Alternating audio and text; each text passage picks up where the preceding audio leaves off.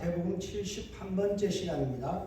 마태복음 18장 15절에서 20절 말씀 가지고 오늘 권징의 목적과 방법, 디스플린이라는 이 권징에 대해서 우리가 한번 생각해 보고자 합니다.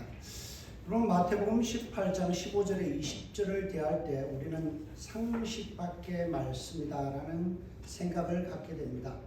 왜냐하면 15절에서 20절의 말씀의 내용은 죄로 물든 교회 공동체에 대한 말씀입니다.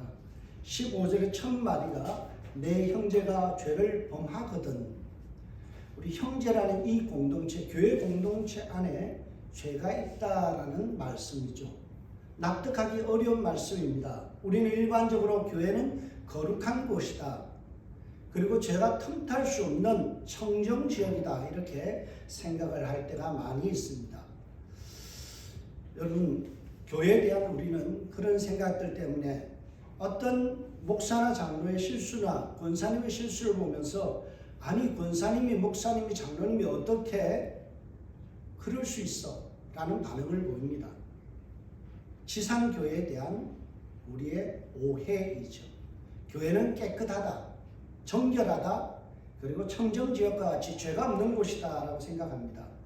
그러나 땅에 존재하는 교회는 마태복음 13장의 천국의 가라지의 비유처럼 그 밀과 가라지의 비유, 독보리의 비유가 있잖아요.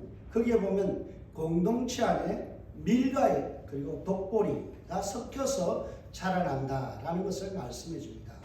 무엇을 말하나요? 교회 안에는 밀과 같이 충실한 성도도 있지만은 때로는 가라지와 같은 신앙인도 끼어 있다라는 사실이에요. 그래서 교회의 일원인 교회 성도들 안에서 죄악된 모습들이 드러나요. 죄를 짓습니다. 그래서 18장 7절에 보면 뭐라고 이야기합니까? 실족하게 하는 일이 없을 수 없다라고 말씀하죠. 여러분, 세상 모든 사람들, 그리고 특히 교회 안에 있는 사람들은 실수하게 됩니다. 실족시키는 일이 있어요. 남들에게 걸림돌이 되어지고 남들을 업신여기고 그래서 올무를 놓고 사람들이 걸려 넘어지기를 바라는 사람들도 교회 안에 있다라는 사실이에요. 여러분, 그래서 우리는 교회를 오해하면 안 됩니다. 분명히 우리에게는 교회 공동체 안에 실족하게 하는 일들이 있고요. 시험 드는 일들이 반드시 있다라는 사실이에요. 그래서 지난주에 제가 루트의 말을 소개했죠. 유명한 말입니다. 교회는 거룩한 창녀다. 두 가지의 이중성이 있다는 거예요. 성도들 안에는 거룩함을 추구하는 참 예쁜 모습도 있는 반면에 창녀와 같이 더럽고 추한 모습들도 함께 존재한다. 이것이 지상교회라는 거예요. 여러분, 교회는 청정지역이 아닙니다. 실수가 없는 것이 아니에요. 남들을 실족시키고 시험에 들게 하는 일들이 전혀 없는 그런 것이 아니라는 사실이에요. 이런 죄악에 물든 성도들이 분명히 교회 안에는 존재합니다. 여러분, 교회에 대한 오해를 걷어가시기 바랍니다. 교회는요, 사람이 모였어요. 냄새가 납니다. 서로가 실수합니다. 실족하는 일들이 있고요. 서로 피해를 주고 때로는 상처를 주는 일이 다반사, 그것이 교회라는 거예요. 그래서 우리는 지어져 가는 존재죠. 과연 그런데 교회 안에 있는 이 죄의 문제, 그리고 교회 안에서 엄연히 존재하는 죄인의 문제를 어떻게 교회는 해결할 것이고 그리고 어떻게 대해야 될 것인지에 대한 디스플린, 오늘 권징에 대한 그런 이야기들을 하고 있습니다. 15절에 보면 그 해답이 나와 있습니다. 15절에 보면 뭐라고 되어 있나요? 15절, 내 형제가 죄를 범하거든 가서 너희는 너와 그 사람만 상대하여 권고하라 라고 말씀합니다. 우리의 성경이 좀 아쉽게 번역됐어요. 내 형제가 죄를 범하거든 이라고 되어 있었어요. 우리는 자칫 누군가가 죄를 범하면 A라는 사람도 그 일에 대해서 한마디 하고 B라는 사람도 한마디 하고 C라는 사람도 한마디 하고 이럴 수 있는 것으로 생각하죠. 그러나 원문을 보면 그렇지 않습니다. 대체로 원문에 가깝게 번역된 공동번역을 보면 이렇게 됐습니다. 어떤 동료 제자가 너에게 잘못한 일이 있거든. 영어로도 그렇게 되죠. If a fellow disciple sins against you. 뭐예요? 너에게 잘못한 사건에 대해서 오늘 본문은 말씀하고 있죠. 한정된 말씀이에요. 어떤 사건이 벌어졌으면요, A라는 사람, B라는 사람, C라는 사람, 오만 사람들이 다 모여서 그 일에 대해서 가타부타 할 수 있는 것이 아니다라는 거예요.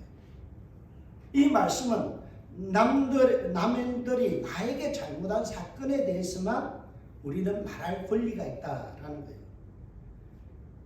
여러분, 우리는 흔히 교회 안에서 누군가 실족하게 하는 일이나 실수하는 일이 있으면 누가 이런 잘못을 했대, 누가 저렇대 라고 수군댑니다. 그리고 그들을 가십거리로 몰아가요. 오늘 본문은 분명히 이야기합니다. 네 일 아니면 신경 끄라는 거예요. 너에게 잘못한 일이 아니면 누구라도 거기에 대해서 가타부타 하지 말라는 거예요. 당사자 외에는 그 문제를 개입했으면 안 돼요. 성경은 분명히 against you, 너에게 잘못한 사건에 대해서만 네가 관여할 수 있다라는 거예요. 예수님께서 제시하고 계신 갈등을 해결하는 1원칙이 뭡니까? 비공개 원칙이에요. 당사자만 그 문제를 딜할 수 있는 거예요. 당사자 외에는 그 어떤 누구도 거기에 개입해서 누가 옳으니, 누가 그러니, 누가 잘못했니, 왜 그따위로 했대, 이런 말을 해서는 안 된다라는 거예요. 여러분, 우리는 오지랖 넓은 재판관이 될 때가 참 많이 있어요. 내 일이 아님에도 불구하고, 나에게 실수한 일이 아님에도 불구하고 남들에 대해서 너무나 쉽게 평가하고 너무나 쉽게 재판관의 자리에 앉아서 오지랖 넓은 이야기를 할 때가 있어요. 이런 자들을 위하여 하나님께서 좋은 말씀 하나를 소개하고 있습니다. 그게 뭔가 하면 잠언 26장 17절의 말씀입니다. 길로 지나가다가 자기와 상관없는 다툼을 간섭하는 자는 개의 길을 잡는 것과 같으니라. 여러분, 개 기 잡아보셨어요? 물립니다. 어떤 사람이 이런 일을 당한다고요? 자기와 상관없는 다툼을 간섭하는 자, 오지랖 넓게 재판관이 되어서 가타부타 이야기하고 남의 일에 끼어들어서 그것을 갖다가 가십거리로 만들고, 그리고 그것을 수군거리는 사람, 뭐 어떤 일을 당한다고요? 개의 길을 잡는 것과 같은 일을 당하게 된다는 거예요. 성경은 우리에게 대해서 뭐라고 이야기합니까? 남의 실수와 남의 실족에 대해서, 남이 잘못하는 것에 대해서 좀 둔감해져라는 거예요. 나에게 실수한 것 아니면 눈 감아주라는 거예요. 여러분, 우리 교회는 좀 그런 좋은 문화가 있었으면 좋겠어요. 남들에 대해서 좀 둔감해지고 남의 실수와 남의 허물에 대해서 말하기를 조금 꺼려하고 조심해야 하는 것. 이것이 성경적인 삶이에요. 그러나 만약 어떤 사람이 죄를 나에게 범했으면 우리는 어떻게 해야 될까요? 내가 당사자라면, 내가 피해자라면 어떻게 해야 될까요? 오늘 성경은 나에게 직접적인 피해를 끼친 사람에 대해서 뭐 하라고 말씀합니까? 권고하라. 가서 너와 그 사람만 상대하여 권고하라라고 말씀합니다. 그러나 많은 분들은요, 나에게 가해를 끼친 사람, 가해자에 대해서 피해버리려고 그러죠. 상대하지 않으려고 그럽니다. 그래서 나온 유명한 말이 있잖아요. 똥이 더러워서 피하지 무서워서 피하냐.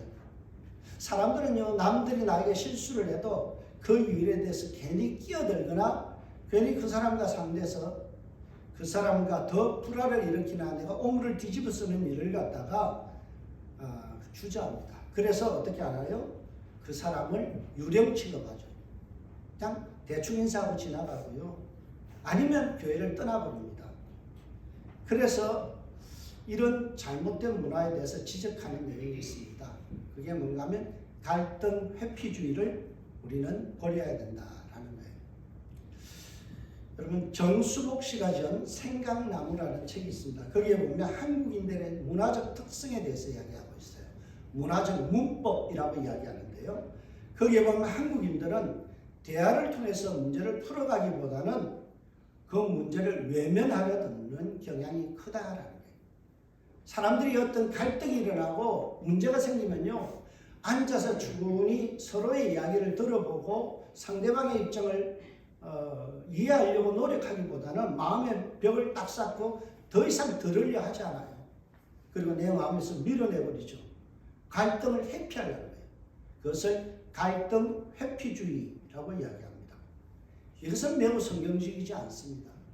우리 안에서 누군가 나에게 피해를 입히고 나에게 가해를 왔을 때 우리는 그 문제를 아주 적극적으로 해결해야 됩니다. 왜냐하면 성경은 나에게 해를 끼친 자에 대해서 외면하지 않을 것을 우리에게 부탁합니다. 레위기 19장 17절에 보면 이런 말씀이 있어요. 세 번역으로 읽어보겠습니다. 너는 동족을 미워하는 마음을 품어서는 안 된다. 이웃이 잘못을 하면 너는 반드시 그를 타일러야 한다. 그래야만 너는 그 잘못 때문에 질 책임에서 벗어날 수 있다. 나에게 잘못한 사람을 방치하는 것이 뭐라고요? 죄라는 거예요. 누군가 나에게 가해를 끼쳐왔어요. 그것을 회피하고 도망가는 것, 무시하는 것, 그게 뭐라고요? 성경은 죄다라고 말씀합니다. 우리는 그러죠. 저 사람이 잘못했잖아요. 저 사람이 상처를 줬잖아요. 저 사람이 나에게 해를 끼쳤잖아요. 저 사람이 잘못했잖아요. 내가 왜 죄인이에요? 그 사람 보기 싫어서 나는 외면했을 뿐이에요. 내가 하도 아파서 그 사람을 외면하고 나는 피해버린 거예요. 우리는 이렇게 생각합니다. 근데 성경은 뭐라고요? 그렇게 해서는 안 된다. 이웃이 잘못하면 너는 반드시 그를 타일러야 한다. 반드시 머스트예요. 그래야만 책임에서 벗어날 수 있다는 거예요.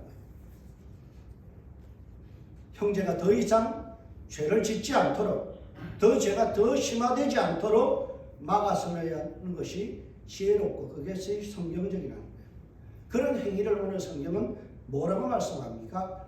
권고라는 단어로 설명합니다. 어드바이스라는 거예요. 피해를 입은 당사자가 가해자에게 마땅히 해야 될 권고가 뭘까요? 권고라는 말의 뜻을 우리가 알 필요가 있어요. 증거를 제시하여 설득하다라는 단어입니다. 엘랭크손이라는 단어인데요. 이것이 질책하다라고 오해될 때가 많았어요. 권고하다 그럼 우리는요, 어떤 질책하다, 잘못을 꼬집어내다, 지적하다 이렇게 받아들일 수 있어요. 그런데 단순히 질책으로 끝나지 않고 죄를 지은 사람을 설득하여서 화해의 자리에 끌어내는 것, 이게 뭔가 하면 권고라는 단어입니다. 여러분, 권고라는 말은요, 잘못을 지적하는 데 방점이 있는 것이 아니라 그 마음을 돌이켜서 권면하여서 어떻게 한다고요? 그 사람이 나와 친구가 되고 화해가 될 수 있는 자리에 끌어내는 거예요. 그래서 공동번역에서 이 부분을 이렇게 번역합니다. 단둘이 만나서 그의 잘못을 타일러 주어라. 그의 잘못을 타일러 주어라. 타일러 준다는 것은요, 그 사람을 질책하고 나무라고 꾸중하는 게 아니에요. 그 사람의 마음을 돌이키는 거예요.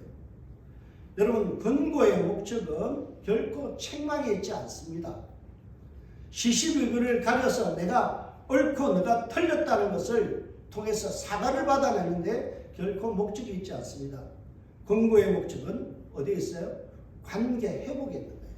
그 사람 마음을 돌이켜서 죄에서 떠나게 하고 좋은 마음을 갖게 하는 것, 이것이 뭐예요? 권고라는 겁니다. BCNT라는 주석이 있습니다. 이 베이크 주석이라고 하는데요. 복음주의에서 가장 정평한 책입니다. 그 데이비드 터너라는 학자가 오늘 본문에 이렇게 이야기합니다. 번증의 목적, 디스플레인의 목적은 화해이며 양대로 돌아오게 하는 것이지 양무리로부터 단절시키는 것이 아니다. 잘 들어보세요. 우리가 누군가에게 지적을 하고 타일르고 그리고 잘못에 대해서 이야기하는 목적이 뭐라고요? 화해에 있다는 거예요. 그리고 약물이 안으로, 교회 공동체 안으로 들어오게 하는 것이지, 그를 창피를 줘서 그의 잘못을 낱낱이 밝혀내서 쫓아내고 그 사람을 교회로부터 떠나가게 하는 것이 아니다라는 거예요. 데이비드 터너 박사가 그 오늘 주석을 하면서 이런 말을 해요. 건증은 가족적 다정함과 겸손, 그리고 사랑과 회복, 그리고 용서를 위한 열정으로 가득 채워져야 된다. 여러분, 우리가 권면하는 마음속에 뭐가 있어야 된다고요? 사랑, 겸손, 다정함, 용서. 이 마음을 가지고 권면하는 거예요. 네가 틀렸다, 네가 잘못했다는 걸 지적하는 마음이 아니라 그 마음 밑바닥에 뭐가 있어야 된다고요? 따뜻함, 다정함, 겸손, 용서가 있어야 된다. 여러분, 이 말씀은 결코 가해자에게 한 말씀이 아니에요. 피해를 입은 피해자에게 하신 말씀이에요. 피해를 입은 자가 죄를 범한 자를 대할 때 어떻게 하라고요? 사랑과 겸손과 따뜻함과 열정을 가지고 그를 어떻게든 설득해서 교회 공동체 안으로 끌어들이게 하는 거예요. 오늘 설교를 하면서요, 이런 말이 생각나요. 저희 어머니가 우스갯소리로 그래요. 삼촌은 안으로 차 넣고 숙모는 밖으로 차 낸다. 무슨 말인가요? 권직을 하고 뭔가 지적할 때요, 피부치는 어떻게 해요? 어떻게든 설득해서 안으로 들어오게 하는데, 숙모는 어떻게 한다고요? 밖으로 차낸다. 여러분, 교회 공동체는 안으로 차 넣어야 돼요. 잘못했다고 밖으로 차내는 존재가 되어서는 안 된다는 거예요. 왜 그렇게 해야 됩니까? 우리의 삶의 모델이신 예수 그리스도께서 그렇게 하셨기 때문에 그래요. 예수님께서 죄악된 나를 대할 때 먼저 용서하시고 용납하시고 좋은 관계로 돌려놓기 위해서 열정을 품고 사랑하셨어요. 우리가 잘 아는 로마서 5장 8절의 말씀, 우리가 아직 죄인 되었을 때 그리스도께서 우리를 위하여 죽으심으로 하나님께서 우리에 대한 자기의 사랑을 확정하셨느니라. 여러분, 우리는 아직 죄인 됐어요. 가해자예요. 그럴 때 주님께서 우리를 위하여 죽기까지 사랑하심으로 자기의 사랑을 드러내 보이셨다는 거예요. 그것이 예수님 닮아가는 사람의 태도지요. 제가 좋아하는 책 헨리 나우엔의 상처 입은 치유자라는 책이 있습니다. 예수님은 십자가에서 상처를 입으셨지만 죄인된 우리를 사랑해 주셨다는 거예요. 상처 입은 치유자라는 이 책의 내용은 목회자들에게 하는 말이에요. 여러분, 상처 입은 치유자, 목사는 상처를 입습니다. 성도님들 하는 말 한마디 한마디가 상처가 될 수가 있어요. 다양하기 때문에 다른 의견들을 들을 때 상처를 많이 받아요. 그래서 상처 입은 뭐라고요? 상처를 입었지만 내가 상처로 돌려주는 것이 아니라 치유자로 서야 된다. 이게 목회자에게 주는 이 책의 메시지예요. 여러분, 우리 모두가 상처 입은 치유자가 되어야 돼요. 교회 안에서 우리는 상처를 입습니다. 말 한마디, 눈빛 하나, 행동 하나가 나에게 상처를 줘요. 힘들게 해요. 그것이 나에게 올무가 되어 있을 수 있어요. 그럴 때 우리는 어떻게 돌려줘야 되나요? 치유, 회복, 사랑, 따뜻함, 다정함으로 돌려주는 거예요. 미셸 오바마가 했던 중요한 말이죠. They go low, we go high. 저들은 저급하게 굴어도 나는 고급지게 놀겠다. 여러분, 이게 그리스도인이에요.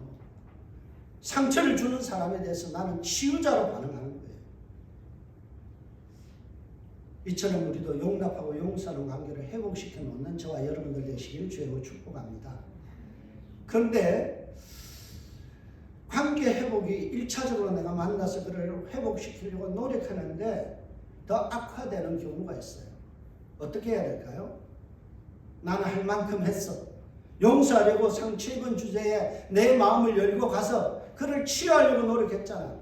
이제 나도 지쳤어. 나 몰라 이제 포기할 거야. 이럴 수도 있죠. 아니면 이런 나쁜 놈, 은혜를 원수로 갚아. 네가 잘못했는데 내가 가서 용서하고 사랑으로 대하는데 너 이런 식으로 하면 재미없어. 본때를 보여줄 거야. 우리는 이 두 가지의 돌변된 태도를 내놓을 수 있어요. 성경은 이것이 아니다라고 말씀하죠. 성경은 우리에게 내가 그렇게 노력하고 그렇게 열심히 하려고 했는데 그 마음이 통하지 않을 때 우리는 어떻게 해야 되는지를 말씀해 줍니다. 오늘 성경은요, 신중하게, 더욱 신중하게 죄를 범한 자가 자신의 실수를 인정할 수 있는 기회를 제공하라고 말씀합니다.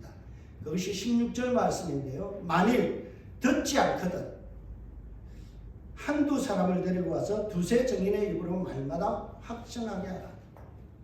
권면을 받아들이지 않고 계속해서 피해자의 마음을 아프게 하는 그런 일이 벌어지고 고집을 피운다면 두 번째 스텝이 뭔가요? 두세 명의 동력자를 데리고 가라라고 말씀합니다. 왜 그랬을까요? 왜 우리에게 갈등을 봉합하고 관계를 회복시키기 위해서 두세 사람의 증인이 필요할까요? 여러분, 거기에는 두 가지 이유가 있습니다. 첫 번째는요, 객관성을 회복하라는 거예요. 객관성을 회복하라. 피해자와 가해자는 서로 다른 입장일 수 있어요. 내가 가해자이지만 또 다른 생각과 다른 마음을 품을 수 있죠. 내 입장은 다를 수 있어요. 그래서 두세 사람이 가서 그 말을 들어봄으로써 어때요? 객관적인 판단을 할 수 있도록 하라는 거예요. 두세 사람이 동석하여서 양쪽 입장을 충분히 들어보고 객관적인 판단을 함으로써 그들의 마음에 화해할 수 있는 기회를 가지라라는 거예요. 두 번째는요, 논쟁하기보다는 화해를 추구하기 위해서 두세 사람이 필요하다. 여러분, 피해자는요, 두세 사람을 데려가라고 그랬어요. 그런데 역으로 생각해 보세요. 아니, 왜 두세 사람입니까? 차라리 10명을 데려가든지 20명을 데려가면 더 객관적일 수 있잖아요. 다 많은 사람이 공감할 수 있는 그런 입장을 끌어내는 게 더 보다 좋을 수 있죠. 근데 성경에서는 두세 사람만 데려가라는 거예요. 왜 그럴까요? 동네 사람들이 떼거지로 몰려가서 누가 옳으니 누가 그르니 판단을 하고 그렇게 하면 어떻게 될까요? 오해를 발생하거나 실수한 사람은요, 죄인 되는 거예요. 그리고 수치심에서요, 더 이상 벗어날 수가 없어요. 여러분, 한 사람을 인민재판하듯이 가운데 세워놓고 동네의 사람들 모든 사람이 다 달라붙어서 누가 옳다 누가 그러다 그러면 어떡할까요? 그 사람은 지구멍에라도 들어가고 싶은 심정이에요. 그래서 성경은 뭐예요? 화해를 추구하기 위해서는 최소의 인원만을 동원하라. 구약 성경에 보면 최소의 인원만을 대동할 것을 말씀합니다.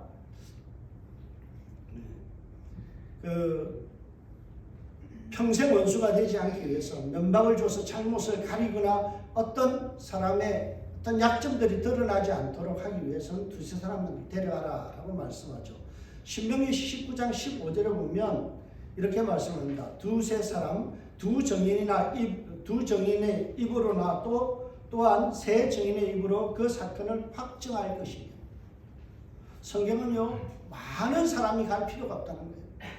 이거를 공론화해서 많은 사람들이 거기에 대해서 가타부타 판결을 내리고 누가 옳으니 누가 틀으니 그러면 어떻게 될까요? 그 두 사람은 철천지 원수가 되는 거예요. 성경은요, 죄인에게도 인격이 있다는 거예요. 자존심이 있다는 거예요. 수치심을 느끼게 해서는 안 된다는 거예요. 목적은 화해에 있는 거고 그의 마음을 돌이키게 있는 거지, 면박을 주고 그 사람이 잘못했다 수치를 느끼고 부끄러움을 느끼게 하는데 목적이 있는 게 아니에요. 그래서 성경은 뭐라요? 두세 사람만 데리고 가라. 오늘 본문도 이렇게 이야기합니다. 만일 듣지 않거든 한두 사람을 데리고 가서 두세 증인의 입으로 말마다 확증할지면 최소의 인원으로 가서 신중하게 그들의 이야기를 들어보라라고 말씀하죠. 왜 이런 수고로움을 감수해야 될까요? 그것은 죄를 범한 가해자도 하나님이 아끼시는 영혼이기 때문에 그래요.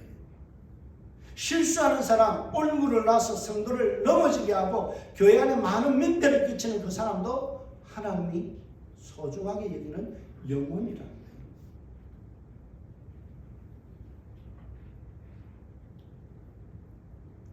여러분 명심하십시오. 교회 내 실수가 많고 허물이 많은 그 사람도 뭐라고요? 하나님의 자녀다. 범죄를 가한 영혼도 하나님이 아끼시는 잃어버리기 직전에 있는 그런 방황하는 영혼이라는 거예요. 그래서 오늘 보면 바로 앞에 있는 14절은 이렇게 이야기합니다. 이와 같이 이 소자라는 뜻이 뭐래요? 하찮은 사람 중에 하나도 잃어지는 것은 하늘에 계신 너희 아버지의 뜻이 아니니라. 여러분 오늘 본문의 소자라는 이 하찮은 사람, 문제를 일으키는 사람, 갈등을 유발하는 사람, 교회 안에서 사람들을 실족하게 하고 사람에게 실수하는 그 사람도 잃어버리는 것은 하나님의 뜻이 아니다. 여러분 혹여 마음속에 저런 사람들 좀 떠났으면 좋겠습니다. 왜 저런 사람이 교회에서 우리 교회 질 나쁘게 만들어요? 이런 생각하지 마세요. 따지자면 그 마음 품은 그 사람이요 더 나쁜 사람이에요. 하나님 보시기에는요 마치 누가복음 15장에 나오는 큰아들의 마음이에요. 탕자를 바라보면서 어떻게 해요? 당신의 아들 그러잖아요. 내 동생이 아니라 당신의 아들, 아버지의 아들, 모든 것을 탕진한 그 아들에게 왜 잘해줍니까? 내보내세요. 그 마음이 뭐예요? 집에 있는 탕자의 마음이에요. 큰아들의 마음이죠. 긍고의 목적은요 잘잘못을 가리고 그 사람에게 면박을 주고 그 사람을 창피를 줘서 교회에서 도망치게 하고 나가게 하는 데 목적이 있는 것이 아니에요. 긍고의 목적은 영혼을 얻는 것이고 관계를 회복시켜 공동체의 일원으로 더 열심히 일하게 하는 것에 있죠. 예수님은 가해자에게 3번의 기회를 줄 것을 요청합니다. 피해자가 조용히 찾아가서 1대1로 만나서 그의 마음을 돌이키게 하는 1차. 2차적으로는요. 교회 안에 있는 리더들이나 한두 사람 만나서 그를 회개시키는 2차. 세 번째는 교회 공동체들이 교회 리더들, 쉽게 하면 당회라든지 목사님과 장로님들이 가서 그를 권면하면서 그를 마음을 돌이키게 하는 거죠.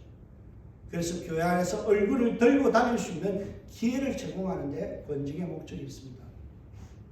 여러분 이 권징을 잘못하면요 교회가 큰 풍파가 일어납니다.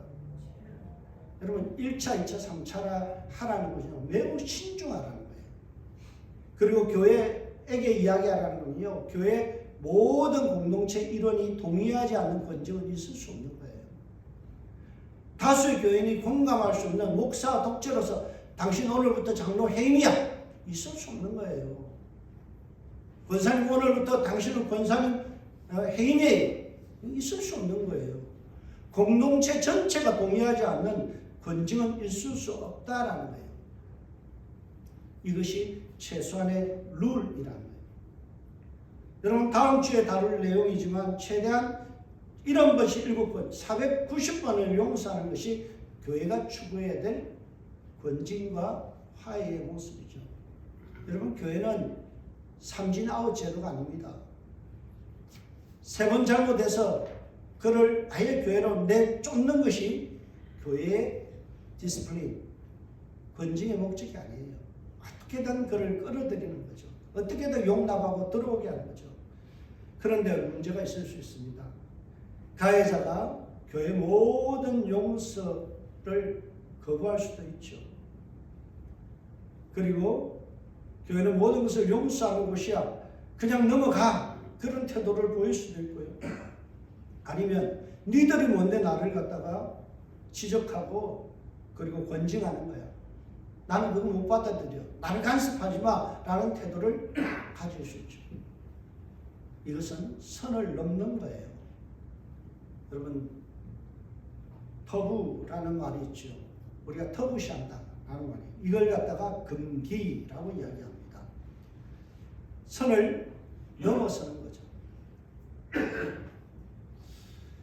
여러분, 이런 후화무치한 행동은 교회의 권위를 무시하는 처사이기 때문에 우리가 금기를 깨는 거예요.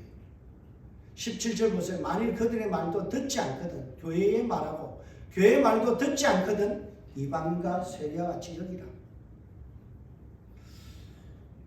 교회 지도자의 권면은 반드시 수용되어야 돼요. 교회 결정은 개개인의 권면을 넘어서서 더 다른 차원의 권면이에요. 여러분, 우리가 당사자가 화해가 안 되고 또 두세 사람이 가서 보다 객관적인 이야기를 들어보고 설득을 해도 안 되고 그 다음에 교회에다 말했는데 교회 리더들 목사가 와서 권면해도 안 듣는다. 그러면 당회에서 결정해서 어떻게 하라고요? 이방인과 세리같이 여기라 라고 말씀하는 거예요.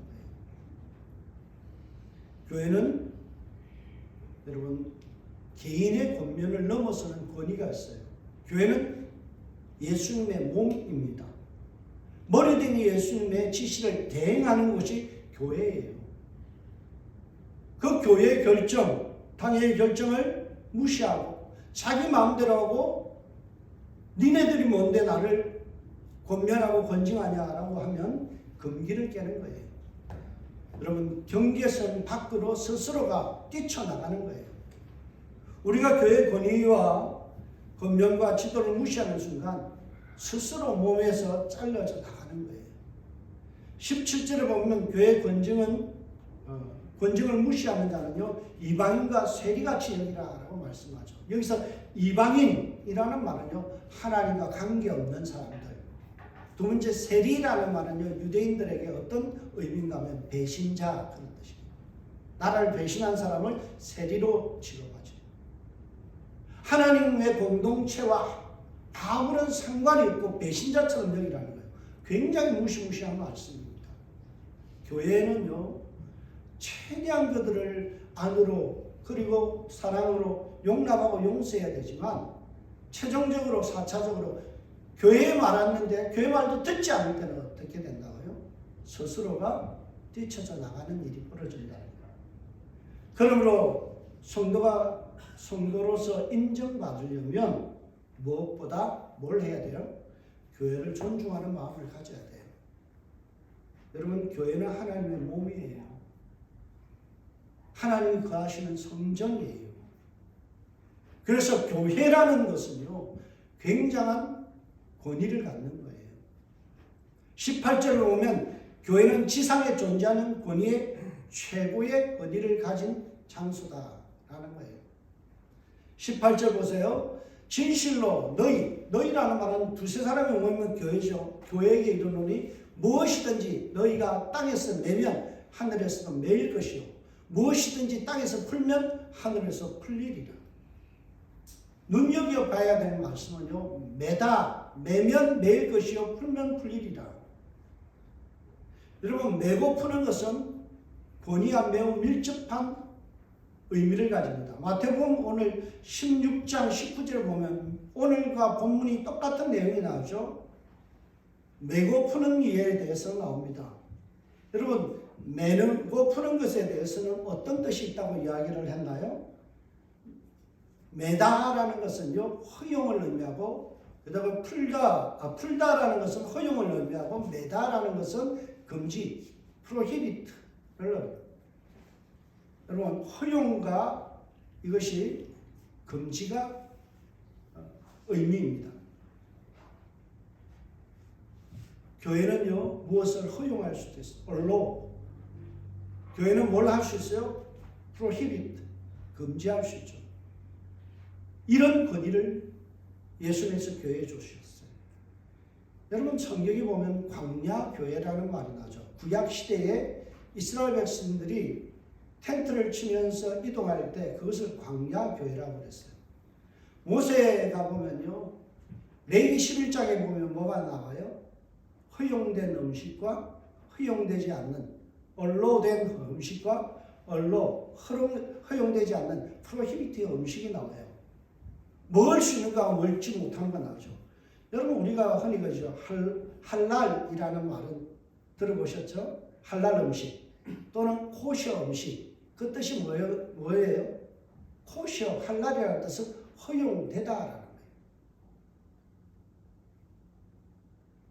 반면에 유대인들이나 이 아랍에서는요, 금지된 음식을 뭐라고 그러냐면 하람이라고 해요. 할랄과 하람, 이것을 누가 결정했어요? 교회 공동체. 그래서 먹을 음식도 지정해 줬어요. 이거는 먹을 수 있다, 이거는 먹을 수 없다. 허용된다, 허용되지 않는다. 이걸 누가 결정했어요? 교회 공동체가. 하나님께서 교회 공동체를 통해서 너희들이 먹을 음식까지도 허용되는 것과 허용되지 않는 것이다 라고 말씀했죠. 천국의 열쇠를 가진 교회는요, 이 땅에서도 내고 푸는 권위를 가질 수 있습니다. 그런 의미에서 오늘 본문에 대입시켜 보면요, 땅에서 묶을 수도 있고 매일 수도 있고요, 그리고 풀 수도 있는 거예요. 여러분, 땅에서 묶여져 있다라는 말은요, 어떤 의미인가 하면 죄를 그대로 방치하여 관계가 답보 상태에 놓여 있다라는 거예요. 묶여 있으면요, 기도 응답이 없다라고 말씀하죠. 마태복음 5장 23절에서 24절에 보면 이렇게 말씀합니다. 그러므로 예물을 제단에 드리다가 거기서 내 형제에게 원망 들을 만한 일이 있는 것이 생각나거든 예물을 제단 앞에 두고 가서 먼저 화해하고 화목하고 그 위에 와서 예물을 드리라. 여러분, 죄로 인해서 형제 자매가 묶여 있으면요, 기도 응답 없다는 거예요. 여러분, 스스로 마음속에 묶여 있는 것들 풀지 않으면요, 기도 응답 없다라는 거예요. 예배도 헌금도 무효다라는 거예요. 그러나 죄에 대하여 회개함으로 마음이 풀려지고 원한이 풀려지고 서로를 용납하게 되면 천국에서 그의 삶이 풀려지는 형통함이 있다라고 말씀하죠. 그러므로 좋은 교회는요, 가해자와 피해자가 화목해지는 교회예요. 교회는 매여 있던 것을 푸는 곳이에요. 갈등이 유발해서 갈등 때문에 꽁꽁 묶여 있던 것, 이것을 풀어내는 거예요. 여러분, 우리 마음에 묶여 있고 누군가를 마음속에 원망하고 있으면 기도 응답 없어요.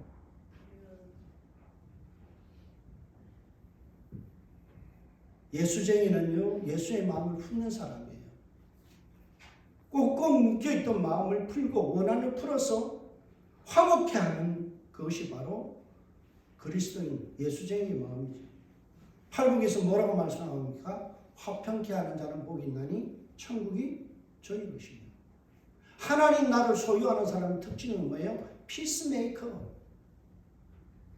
서로를 화목케 하는 사람, 용납하고 용서하고 따뜻함으로 그를 권면해서 어쨌든 교회 안으로 끌어들이게 하는 사람, 우리 공동체 안에서 차내는 것이 아니라 그들을 어떤 마음으로든 용납해서 그들이 함께 할 수 있는 마음, 그것이 뭐라고요? 천국을 소유한 자의 마음, 화평케 하는 자, 피스메이커라는. 오늘 본문 19절에 이렇게 이야기합니다. 진실로 다시 너희에게 이르노니 너희 중에 두세 사람이 땅에서 합심하여 무엇이든지 구하면 하늘에서 계신 내 아버지께서 그들을 위하여 이루게 하시느니라. 합심이란 말에 여러분 주목하시기 바랍니다. 합심이 뭐예요? 마음이 하나 된다는 거예요. 마음이 서로 통했다는 거예요. 마음으로 용납하고 용서하고 서로가 화목해졌다는 거예요. 너희 중에 두세 사람이 땅에서 묶여있던 것을 풀고 서로를 용납하고 용서하면 어떻게 된다고요? 그들을 위하여 이루시리라. 기도 응답이 있다라는 거예요. 가해자와 피해자가 원한을 풀고 하나 되어서 합심하는 상태. 그러면 하늘에서 문제의 갈등과 더불어서 우리의 기도의 제목들까지도 소원하는 것까지 이루어 주신다. 여러분, 천국의 지점은 교회입니다. 교회는 천국이 이루어지는 곳이어야 돼요. 달리 말하면 천국의 백성들은 피스메이커예요. 저 사람의 잘못을 지적해내고 저 사람의 어떤 잘못한 것을 끄집어내서 덜쳐내고 가십거리로 만들고 뒤에서 이런저런 소리를 하는 것이 아니라 우리는 그들을 어떻게든 주님의 백성으로 모아들여서 그들을 하나 되게 하는 거예요. 여러분, 합심이라는 말을 보면 영어로 agree on 됐어요. 동의하는 거예요.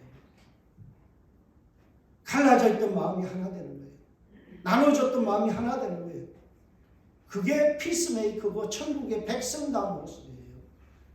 교회는 권징을 통해서요, 쫓아내거나 남들에게 창피를 주거나 그 사람의 명방을 줘서 잘못한 일을 끄집어내는 것이 아니라 그 사람의 마음을 돌이켜서 관용과 따뜻한 마음을 통해서 합심하게 되는 거예요. 이것이 천국의 지점이죠. 여러분, 오늘 본문 마지막 절을 보시기 바랍니다. 두세 사람이 내 이름으로 모인 곳에 나도 그들 중에 있느니라. 합심하는 사람 두세 사람만 있어도 그것이 교회다, 참다운 교회다라는 거예요. 여러분, 교회는 갈등이 있을 수밖에 없는 장소입니다. 교회는 서로가 다른 생각을 품어서요, 서로가 싸우고 찢고 볶을 수 있는 곳입니다. 교회는 얼마든지 실족하는 일이 일어날 수 있고요, 실수가 일어날 수 있는 곳이에요. 그 실수가 일어나는 즉시 그들을 내치고 그들을 조롱하고 비난해서 교회로부터 떠나가게 하는 것이 아니라 매우 신중하게 그들의 마음들을 돌이키고 설득하고 화해시켜서 결국은 합심하게 만들고 하나님의 나라가 우리 두 사람의 관계 속에 임하게 하는 거예요. 성경에 보면요, 하나님의 나라가 어디 있습니까? 할 때 영어로 보면 among you라고 됐어요. among이 뭡니까? 너와 내 관계 속에, 둘이의 관계 속에 하나님의 나라가 임한다는 거예요. 천국이 어디 있다고요? 관계 속에. 화해하는 관계 속에 서로가 서로를 용납하고 따뜻한 마음으로 배려하고 그들을 끌어안는 그곳에 뭐가 있다고요? 천국이 있다. 여러분, 천국은 저 하늘나라만 존재하는 것이 아니에요. 내가 죽어서 가는 것이 아니라 이 세상 안에서 저와 여러분의 화해를 통해서 용납과 따뜻한 마음을 통해서 천국이 among you, 우리의 관계 속에 있다는 것을 명심하시고 이 한 주간도 피스메이커로 살아가는 저와 여러분들 되시기를 주의 이름으로 축복합니다. 기도하겠습니다. 하나님, 참 감사합니다. 오늘도 무거운 말씀 앞에 섭니다. 옷깃을 여물고 하나님의 말씀을 다시 묵상합니다. 주님, 피스메이커로 살아가게 하여 주옵소서. 피해 입은 우리가 상처 입은 치유자가 되게 하여 주시고 용납하며 용서하며 그들을 받아들임으로 인하여 이곳에 천국이 임하게 하여 주옵소서. 감사합니다. 예수님의 이름으로 기도합니다. 아멘. 찬송가